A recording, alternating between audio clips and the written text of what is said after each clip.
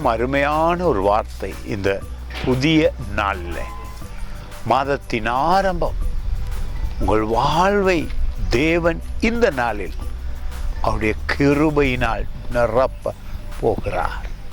அவருடைய சமாதானம் உங்கள் உள்ளத்தை ஆழ கடவது.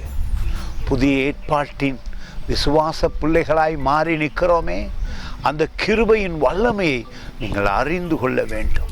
தேவனை அறிகிற அறிவு உங்களுக்குள் பெருகும் பொழுது கிருபையும் பெருகுகின்றது, ஆசீர்வாதம் அதிகரிக்கிறது.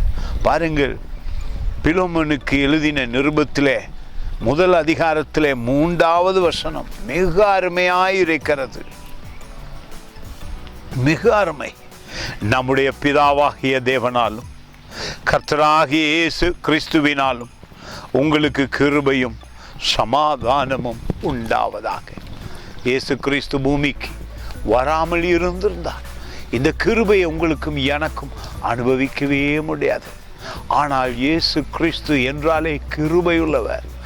நற்செய்தி என்பது நோயாளர்களை பார்த்து சுகமாகுங்கள், துன்பப்படுகிறவர்களை பார்த்து ஆறுதல் அடையுங்கள், இயேசு உங்களுக்காக இரத்தம் சிந்தினார் என்று சொல்லும் பொழுதே கிருபை பெருகுகின்றது அல்லவா?